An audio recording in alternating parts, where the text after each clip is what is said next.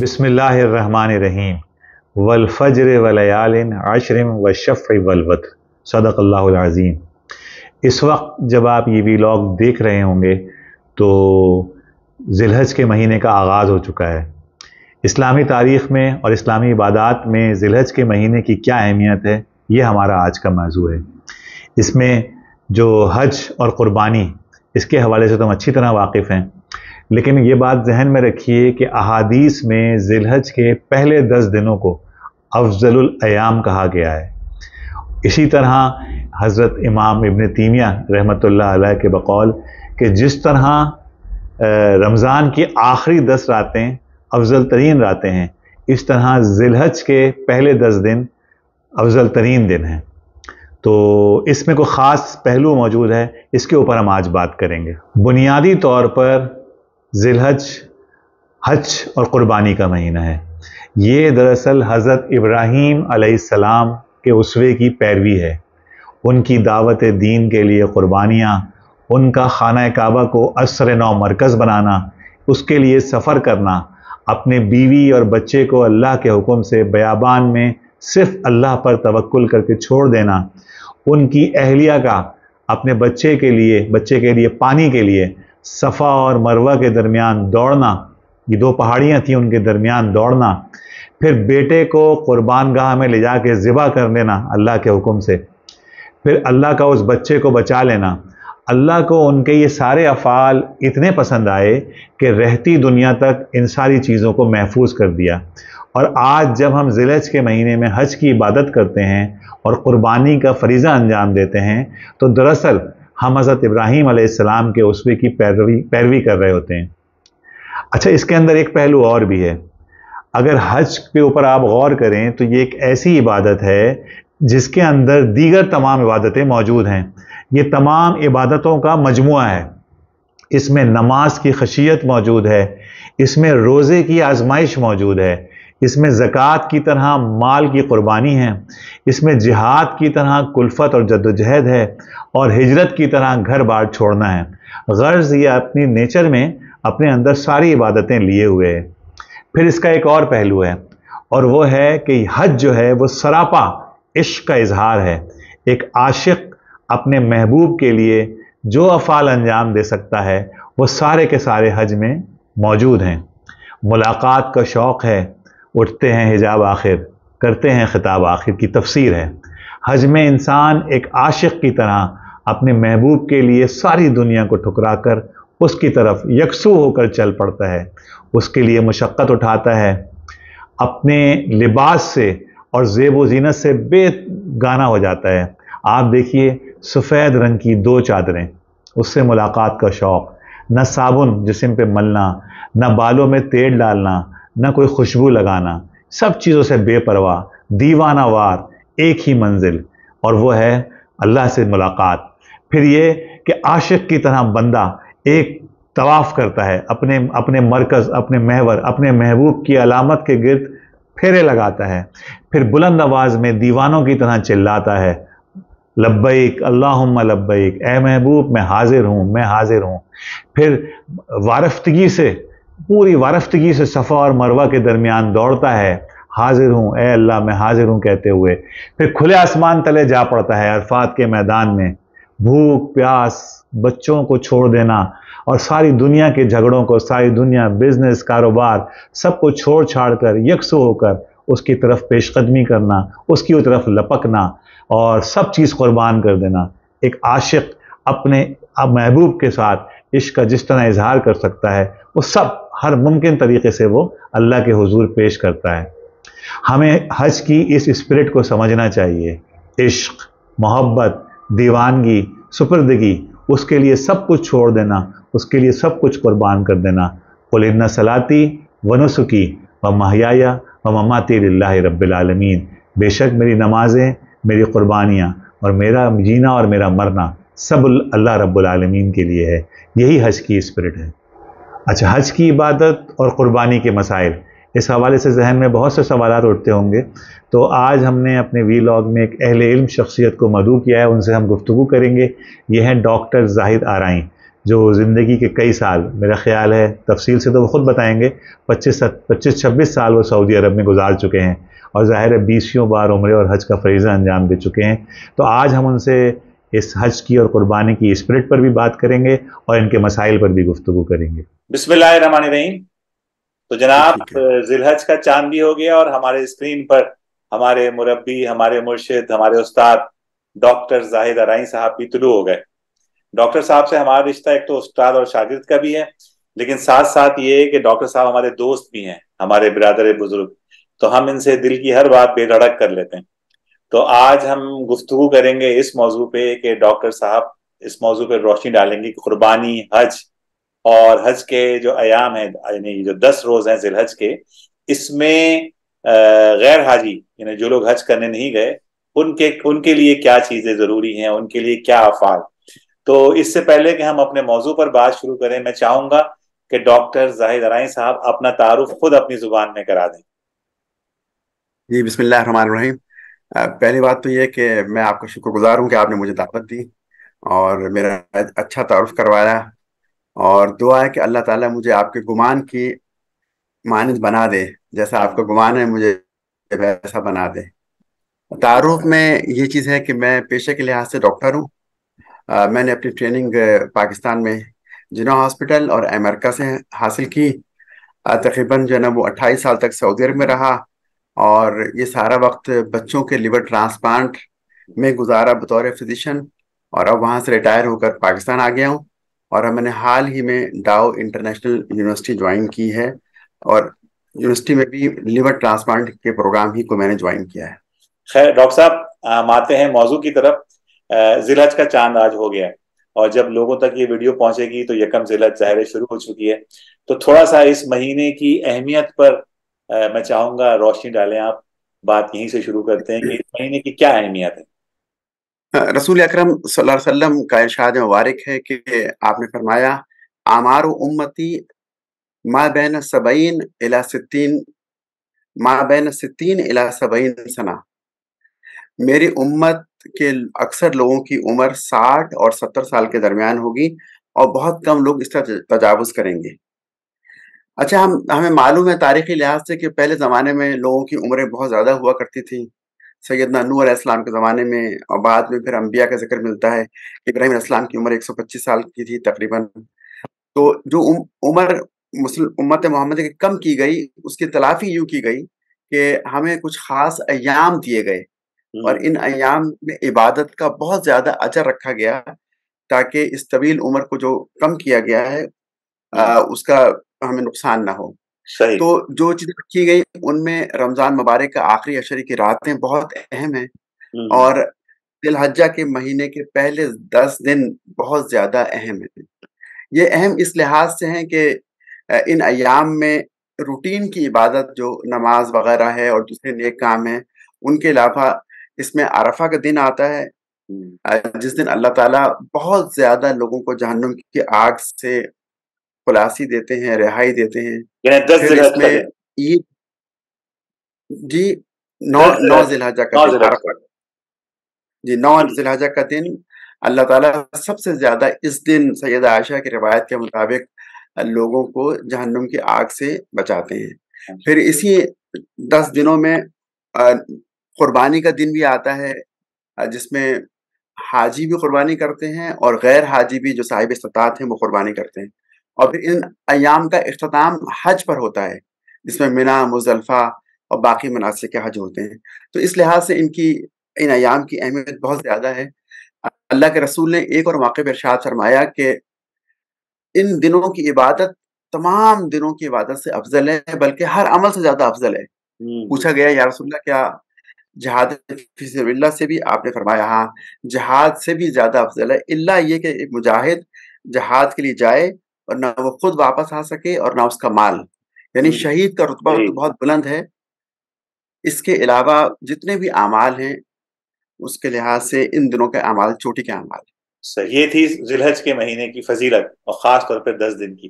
اچھا، اس کے اندر ایک تو بہت جو سب سے بڑی عبادت ہے جو ہم سب کے شعور میں موجود ہے، وہ حج ہے. حج اس کا سب سے اہم ایونٹ ہے، حج اور قربانی. تو اس حوالے سے یہ حضرت ابراہیم اور حضرت اسماعیل علیہ السلام کی یاد میں ہے، ظاہر ہے. تھوڑا سا اس کے اوپر روشنی ڈالیں گے کہ حج کا کیا پیغام ایک عام فرد کے لیے، ایک عام مسلمان کے لیے، وہ جو حج پر گیا ہوا اس کا بھی اور اس کے لیے بھی، اور جو حج پہ نہیں گیا، حج کا کیا پیغام، اگر آپ مختصر لفظوں میں بیان کریں. حج کا ایک اہم پیغام تو یہ ہے کہ ہر شخص حضرت ابراہیم علیہ السلام کی سیرت پر غور کرے کہ انہوں نے اپنی زندگی کس طریقے سے گزاری، کیا انہوں نے شرک کے خلاف کام کیا، کس طریقے سے انہوں نے ہجرت کی اور اللہ کے دین کی دعوت کو کہاں کہاں پہنچایا، فلسطین گئے، مصر گئے، اور پھر قربانیاں دیں اور ہر طرح کی آزمائش پہ پورے اترے.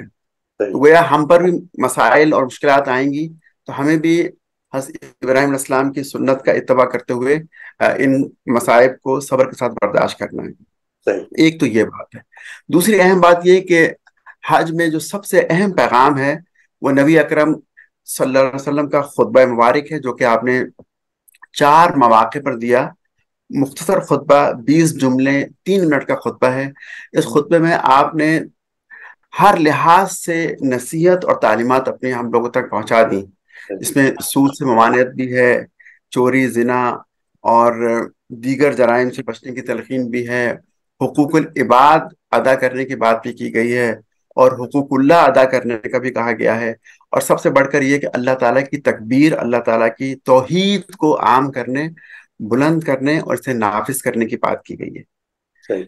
پھر یہ کہ جو حج کے جو مناسک ہیں ان میں بہت سی مشکلات ہیں. حج جو ہے حضرت امام ابو حنیفہ کے بقول تمام عبادات کا مجموعہ ہے. اس میں مشقت بھی ہے، مال بھی خرچ ہوتا ہے، مالی عبادت بھی ہے، نماز بھی ہوتی ہے، اور اس کے علاوہ چلنا بھی پڑتا ہے، جگہ جگہ صبر کرنا پڑتا ہے. تو اس لحاظ سے یہ بہت اہم عبادت ہے. تو صبر بھی اس کا ایک بہت بڑا سبق ہے. پھر یہ مسلمانوں کی قوت کا مظاہرہ ہے، شوکت اسلام کا مظاہرہ ہے. اس میں ہونا تو یہ چاہیے کہ جب مسلمان جمع ہوں تو پورے سال بھر کے جو حالات ان میں گزرے ہیں وہ زیر بحث آئیں، اور ان کو آئندہ سال کی ایک پلاننگ دے کر بھیجا جائے اپنے اپنے ملکوں میں، تاکہ وہ اس کے لحاظ سے دین کی اشاعت کا اور تبلیغ کا کام کر سکیں. کہتے ہیں کہ حضرت عمر اور حضرت ابو بکر خلفائے راشدین جو ہیں وہ اس موقع پر باقاعدہ حرمین میں، مسجد نبوی میں باقاعدہ ایک طرح سے سالانہ اجلاس منعقد کیا کرتے تھے، جس میں سارے جو حکام ہیں وہ اپنی اپنی رپورٹس پیش کیا کرتے تھے. ایسی کوئی بات ہے کیا؟ جی بالکل ایسی بات ہے. بلکہ یہ حج کا ایک اہم مقصد بھی ہے کہ خلیفہ وقت خود حج میں موجود ہو، وہ حج کا خطبہ بھی دیں، اور تمام صوبوں کے گورنر وہاں شریک ہوں، اور اگر کسی کو ان سے کوئی شکایت ہو تو وہ شکایت بیان کی جائے اور اس کی تلافی کی جائے. سیدنا عمر کے زمانے میں یہ واقعہ ملتا ہے کہ حضرت عمر بن عاص رضی اللہ تعالیٰ عنہ مصر کے گورنر تھے. وہ جب حج کے لیے آئے تو ایک شخص نے جو ان کا شہری تھا شکایت کی کہ حضرت عمر کے بیٹے نے انہیں ناحق کوڑے لگوائے ہیں. حضرت عمر نے جب معاملے کو کی پڑتال کی، معلوم ہوا کہ وہ واقعتاً جو ہے وہ شخص بے گناہ تھا، تو اسے کہا کہ تم حضرت عمر بن عاص جو کہ گورنر مصر تھے ان کے بیٹے کو کوڑے لگاؤ. اور جب کوڑے لگا دیے گئے تو کہا کہ اب ایک کوڑا ان کے والد کو بھی لگایا جائے کہ انہوں نے اپنے بیٹے کو اس حرکت سے کیوں نہیں روکا، ہو گئی تھی تو انہوں نے خود اپنے طور پہ اس کی سزا کیوں نہیں دی. تو اصل مقصد یہ ہے کہ لوگ جمع ہوں، حاکم وقت جو ہے وہ رپورٹ پیش کرے، اور جو بھی اگر کہیں پر زیادتی ہو رہی ہے اس کی تلافی کی جائے، کام کا جائزہ ہو، اور آئندہ کے لیے پوری مسلم امہ کو ایک لاہ عمل دے کر بھیجا جائے، اور پھر اگلے سال جب لوٹ کر آئیں تو پھر اس کارکردگی کا جائزہ لیا جائے. یہ حج کا اصل مقصد ہے. پہلے 150 سال تک تو اس طرح ہوتا رہا، لیکن پھر آہستہ آہستہ خلیفہ ایسے آئے کہ جو حج نہیں پڑھا سکتے تھے یا عوام کا سامنا نہیں کر سکتے تھے، تو پھر یہ رسم ختم ہو گئی. ہاں، مطلب جب آوے کا آوے بگڑ گیا ہو تو ظاہر ہے یہ سلسلہ بھی ختم ہو گیا. یہ بیچ میں جو آپ نے ایک بات بڑی زبردست کہی کہ 20 جملے، 4 مواقع، 20 جملے، اتنا بڑا چارٹر آف ہیومینٹی. جی یہ بہت جامع کلام ہے، سمندر کو کوزے میں بند کرنے والی بات ہے. تو جامع کلام ہے، بہت چھوٹے جملے ہیں لیکن ان کے اندر جو ہے نا وہ معنی کا دریا پنہا ہے، اور بڑے احکامات اس میں دیے گئے ہیں. سب کچھ ہی کور ہو گیا اس میں. جو قانون کے ماہرین ہیں انہوں نے اس میں سے 50 کے قریب جو ہے وہ قانونی دفعات برآمد کی ہیں، اور انہیں ان کا کہا کہ ان سے ہم قانون بنا سکتے ہیں جس سے دیوانی اور فوجداری تمام مقدمات جو ہے نا اس میں کور ہو جاتے ہیں. سبحان اللہ، سبحان تو اللہ، اس لحاظ سے بہت جامع اور بلیغ خطبہ آپ نے عطا فرمایا. ماشاء اللہ. اچھا ڈاکٹر صاحب، ایک بات یہ تھی کہ اب ایک تو وہ لوگ ہیں جو حج کرنے گئے ہیں، ظاہر ہے وہ مناسک کے حج کا پورا معاملہ ہے. ہم لوگ جو حج پہ نہیں گئے، ان کے لیے ان 10 دنوں کے حوالے سے کیا احکامات ہیں؟ ہم کیا کریں؟ ہم ان 10 دنوں کو، جیسا کہ آپ نے شروع میں فضیلت بتائی، ہم ان 10 دنوں کو کیسے اپنے لیے مؤثر بنائیں؟ جو لوگ اس سال حج پر نہیں گئے ان کے لیے بھی خاص ہدایات ہیں. 4-5 چیزیں بتائی گئی شریعت میں کہ ان پر عمل کرنا چاہیے. ان میں سب سے اہم چیز تکبیر کہنا ہے. ان 10 دنوں میں جب آج چاند نظر آ گیا مغرب کے وقت سے لے کر 13 ذی الحجہ کی عصر کی نماز تک ہر مسلمان نے جو کہ حج پر نہیں گیا تکبیر کہنی ہے. اور تکبیر میں اللہ اکبر لا الہ الا اللہ واللہ اکبر اللہ اکبر وللہ الحمد، اسے تحلیل کہتے ہیں. اس کے علاوہ تمجید اور تحمید باقی تکبیریں بھی ملتی ہیں. تکبیر کی 2 قسمیں ہیں، ایک تکبیر مطلق ہے، ایک تکبیر مقید ہے. تکبیر مطلق یہ ہے کہ انسان کو جب یاد آ جائے ان 13 ایام میں 12 یا 13 ایام میں تکبیر کہتا رہے. وضو کی ضرورت نہیں ہے، موقع محل کی کوئی ضرورت نہیں، کوئی خاص اہمیت نہیں ہے.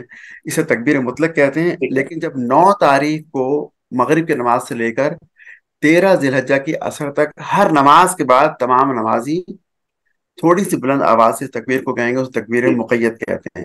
تو دونوں طرح کی تکبیریں. اور جو حاجی حضرات ہیں وہ جب پہلی رمی کریں گے جمرہ عقبہ کی تو اس کے بعد وہ لبیک کہنا بند کر دیں گے اور یہ تکبیر کہنا شروع کر دیں گے. ٹھیک ہے، یعنی تکبیر مطلق تو ہم آج اور ابھی شروع کر سکتے ہیں. جی بالکل ابھی تو ٹھیک ہے. تو یہ گویا آج ہمارے لیے آج سے یہ ورک ٹو ڈو میں شامل ہو گیا کہ ہم نے ذی الحج کے مہینے میں اور خاص طور پہ 12-13 ذی الحج تک ہم نے اس کو کثرت کے ساتھ اس کو تحلیل، یعنی اللہ اکبر لا الہ الا اللہ واللہ اکبر وللہ الحمد، تکرار کے ساتھ اس کو ہم نے اپنا معمول بنانا ہے. اور ڈاکٹر صاحب اور کیا چیز؟ اچھا، اس کے بعد جو ہے نا وہ دوسرا اہم کام جو ہے اس میں روزے کا ہے. اور سب سے اہم روزہ یوم عرفہ کا روزہ ہے. یوم عرفہ کے روزے کے بارے میں آتا ہے آپ صلی اللہ علیہ وسلم نے فرمایا کہ اس سے گزشتہ سال اور آنے والے سال کے گناہوں کا کفارہ، وہ ایک روزے سے 24 مہینے کے گناہ انسان کے معاف ہو جائیں گے. اور اس دن خاص بات یہ کہ جو حج پہ نہیں گیا وہ بھی ظہر کی نماز سے لے کے مغرب تک یا کم از کم عصر سے لے کے ظہر تک کھڑا ہو کر قبلہ رخ ہو کر جس طرح حاجی ہاتھ اٹھا کے دعا کرتے ہیں وہ بھی گڑ گڑا کے اللہ تعالیٰ کے حضور دعا کریں. میرا خیال بدھ کا دن ہوگا انشاءاللہ. تو انسان جب جاب سے واپس آئے جیسے موقع ملے تو خوب جو ہے وہ اس وقت دعا کی جائے.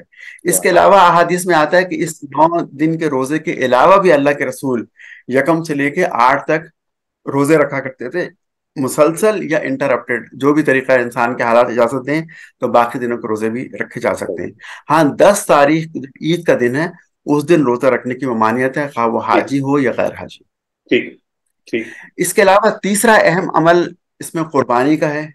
ہر وہ شخص جو کہ صاحب استطاعت ہے وہ قربانی کرے، اور جو قربانی کرنے کی نیت کر رہا ہے وہ چاند نظر آگے آج چاند نظر آنے کے بعد سے لے کر قربانی کے جانور کو ذبح کرنے تک اپنے بال نہ کاٹے اور ناخن نہ کاٹے، تاکہ وہ بھی ایک لحاظ سے روحانی طور پر حجاج کے ساتھ شریک ہو جائے، ایک کیفیت طاری ہو جائے کہ وہ بھی گویا حاجیوں کے ساتھ ہے. اس کے علاوہ یہ بھی آتا ہے روایات میں کہ ان دنوں میں عبادات کا خاص اہتمام کرنا چاہیے. جو انسان نماز پڑھتا ہے نماز میں کوشش کرے کہ تکبیر اولیٰ کے ساتھ مسجد میں پہلی صف میں نماز پڑھے. نفلی عبادات کی کثرت کرے. نفلی نوافل ہیں اس میں خاص طور پہ تہجد ہے، نفلی صدقات ہیں، اور نیکی کے بھلائی کے خدمت خلق کے کام جتنے ہو سکے انسان زیادہ سے زیادہ ان دنوں میں کرے. یوں کہنا چاہیے کہ اپنی طاقت اور اپنی عادت سے بڑھ کر ان 10 دنوں میں نیکیوں کے کام انسان کرے. اور ڈاکٹر صاحب قربانی یہ ایک ظاہر ایک اہم فریضہ ہے اور ہم سب ماشاءاللہ کثرت سے قربانی ہوتی ہے ہمارے یہاں. اس کے حوالے سے کچھ تھوڑا سا بتائیں گے، کیا اس کے مسائل ہیں، اس کی فرضیت؟ جی حضرت زید بن ارقم رضی اللہ تعالیٰ عنہ فرماتے ہیں کہ کچھ صحابہ نے حضور سے پوچھا کہ یا رسول اللہ یہ قربانی کیا ہوتی ہے؟ آپ نے فرمایا کہ سنت ابیکم ابراہیم، یہ تمہارے والد ابراہیم کی سنت ہے. پھر آپ نے فرمایا کہ باقی انبیاء نے بھی قربانی کی، اور میری سنت بھی اور اہل مسلمین کی سنت بھی یہ ہے کہ وہ قربانی کریں. تو قربانی جو شخص صاحب استطاعت ہو، جو مالی لحاظ سے اس قابل ہو کہ وہ جانور خرید سکے، اسے ضرور کرنی چاہیے. اور اس کی وجہ یہ ہے کہ حضور نے فرمایا کہ 10 تاریخ کو جتنے بھی اعمال کیے جاتے ہیں، مسلمان جو عمل بھی کرتا ہے، ان میں سب سے افضل عمل اللہ کے نزدیک قربانی کرنا ہے. یعنی اس سے بڑھ کر کوئی عمل اس نے نہیں ہے. تو قربانی کی یہ فضیلت ہے. پھر آپ نے ایک اور بات فرمائی، آپ نے کہا کہ جو شخص صاحب استطاعت ہو، جانور خرید سکتا ہو، لیکن وہ قربانی نہ کرے، تو وہ ہماری عیدگاہ کے قریب تک نہ آئے. وہ آپ نے تنبیہ کی، اور آپ نے اس لحاظ سے آپ نے اس بات کو، قربانی کی اہمیت کو اس انداز سے بھی آپ نے بتایا. پھر قربانی کے بارے میں یہ کہ ایک خاندان کی جانب سے ایک قربانی ہونی چاہیے. میت کی طرف سے بھی قربانی ہو سکتی ہے، والدین کی طرف سے یا کسی اور شخص کی جانب سے بھی. قربانی عید کی نماز کے بعد کرنی چاہیے. اور قربانی میں جو کسائی وغیرہ کو اجرت دی جاتی ہے، اجرت میں گوشت یا کھال یا کلیجی وغیرہ نہیں دی جا سکتی، بلکہ اس کو رقم کی شکل میں معاوضہ دینا چاہیے. تقسیم کے بارے میں، کھال فلاحی کام میں غریبوں کا حق کے انہیں دی جائے گی، لیکن کسائی کو بھی معاوضے کے طور پر کھال نہیں دی جا سکتی. تقسیم کے بارے میں یہ ہے کہ ایک طریقہ تو یہ ہے کہ انسان گوشت کے 3 حصے کر لے، 1/3 اپنے لیے، ایک عائز و اقربا کے لیے، اور ایک مساکین کے لیے، یا 2 حصے کر لے، یا چاہے تو وہ سارا گوشت اپنے کھانے کے لیے رکھنا چاہے تو رکھ سکتا ہے، اور وہ چاہے تو اس کا اکثر تقسیم کرنا چاہے تو وہ تقسیم بھی کر سکتا ہے. پھر قربانی کے بارے میں حدیث میں آتا ہے کہ لا تذبحوا الا مسنہ. اس سے مراد یہ کہ جب تک جانور کے دودھ کے دانت ٹوٹ کر 2 اس کے مستقل دانت نہ آ جائیں، اس وقت تک قربانی نہ کی جائے.